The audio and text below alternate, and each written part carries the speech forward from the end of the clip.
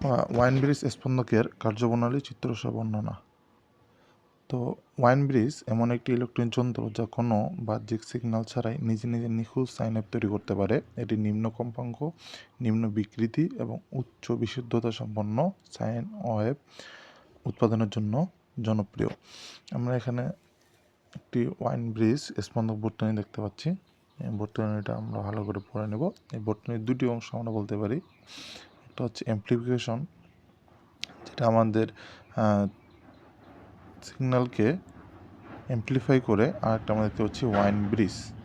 এই wine bridge আমাদের সিগন্যালকে বাছাই করে বা সিলেকশন করে বা ছাঁকনি হিসেবে কাজ করে, যে আমাদের কোন সিগন্যালটি আমাদের আউটপুটে যাবে, নির্দিষ্ট সিগন্যালটি। আর আমার এই অ্যাম্প্লিফিকেশন অংশ, এটা আমাদের পজিটিভ ফিডব্যাক তৈরি করে, যাতে আমাদের এই সার্কিটটি কোনো রকম ইনপুট ছাড়াই চলতে পারে। তো এই সার্কিটটির চিত্র ভালো করে দেখে নিবা। বর্তনীর কার্যপ্রণালী। তো একটি ট্রানজিস্টর Q1 ব্যবহার করা হয়েছে, যেটা দশা পরিবর্তন করে, অর্থাৎ সিগন্যালটিকে 180 ডিগ্রি উল্টে দেয়। এখন এই 80 ডিগ্রি উল্টানো সিগন্যালটাকে যদি আমরা ইনপুটে প্রবেশ করাই, তাহলে সেটি অসিলেশন তৈরি করতে পারবে না, কারণ সেক্ষেত্রে এটা নেগেটিভ ফিডব্যাক হবে, বিপরীত দশায় মিলিত হচ্ছে, ফলে আমাদের অসিলেশন তৈরি করতে পারবে না। এই জন্য আমরা দ্বিতীয় আরেকটি ট্রানজিস্টর Q2 ব্যবহার করছি, যাতে আমাদের এই উল্টানো সিগন্যালটিকে আবার পুনরায় 180 ডিগ্রি উল্টিয়ে দিতে পারে, যার ফলে আমাদের যে দশা সেটি আমাদের 180 ডিগ্রি প্রথমবার, দ্বিতীয়বার আবার 180 ডিগ্রি, মোট 360 ডিগ্রি উল্টাই দিবে। ফলে আমাদের যে দশা সেটা 0 ডিগ্রি বা 360 ডিগ্রি হবে। ফলে আউটপুট সিগন্যালটি ইনপুটের সাথে হুবহু মিলে যাবে, ফলে আমরা পজিটিভ ফিডব্যাক পাবো।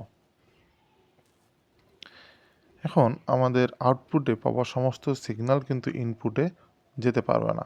এখানে আমাদের যে সিআর বর্তনীগুলো আছে, আরসি বা সিআর বর্তনী, শ্রেণী এবং সমান্তরাল, এই বর্তনীগুলো আমাদের নির্দিষ্ট পরিমাণ কিছু কম্পাঙ্ককে পার হতে দিবে। সব কম্পাঙ্ক এদের মধ্য দিয়ে পার হয়ে যেতে পারবে না।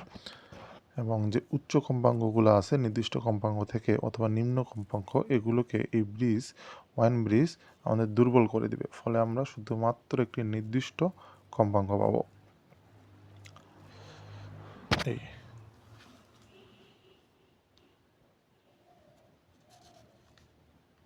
স্ক্রিনশট নিয়ে নিতে পারো।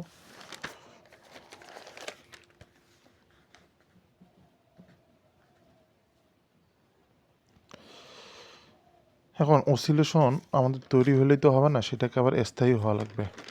কারণ স্থায়ী হওয়ার জন্য আমাদের এই দুটি শর্ত আমাদের পূরণ করা লাগবে। যদি ইনপুট ও আউটপুটের মধ্যে দশা পার্থক্য 0 ডিগ্রি হতে হবে, অর্থাৎ ইনপুট এবং আউটপুট সমদশায় মিলিত হতে হবে, এবং সার্কিটের গেইন অন্তত 3 বা তার বেশি হতে হবে। যদি দুটি শর্ত পূরণ হয়, তবেই সিগন্যালটি একটি লুপের মতো ঘুরতে থাকবে এবং একটি স্থায়ী ঢেউ বা ওয়েভ তৈরি করতে পারবে। ধন্যবাদ। আজকের মতো এখানেই শেষ। দেখা হচ্ছে অন্য কোনো ভিডিওতে।